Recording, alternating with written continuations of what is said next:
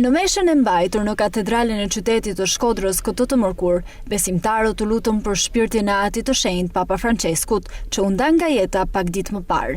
Në fjalën e tij, arqipeshvi i Shkodrës Giovanni Perugine shprehu pikëllimin për ndarjen nga jeta të Atit të Shenjtë, ndërsa vlerësoi rrugtimin e tij.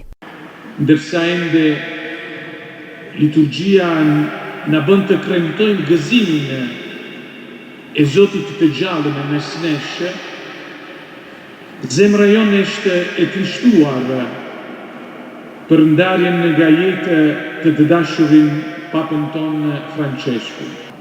Sa herë ka thyer protokollin për t'u afruar me njerëz, për të përkëdhelur fëmijët, e sa herë ka telefonuar personalisht njerëzit, duke ngushëlluar, duke lutur për të, duke dëgjuar dhimbjen e tyre. Ka inkurajuar të krishterë të dalin jashtë. Ka dashur një kishë në dalje. Të mos presë njerëzit, por t'i kërkojë, sidomos ata që nuk presin të konsiderohen, të dëshirohen, të kërkohen dhe të shkohet në periferi gjeografike dhe eksistenciale.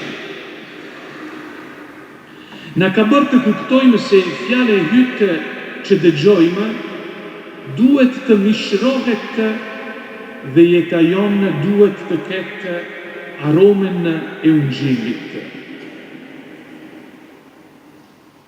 Na ka kërkuar ta zhndërrojmë kishën në një spital fushë, të përqafojmë ministerin si një shërbim që shëron plagët, të afrohemi njerëzit për të shëruar plagët.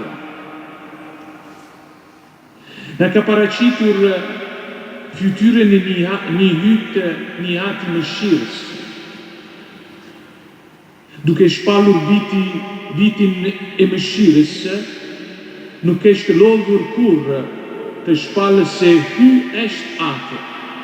Sot jemi të bindur se tani do t'jetë ai që do të lutet për të gjithë ne dhe për këtë kishë.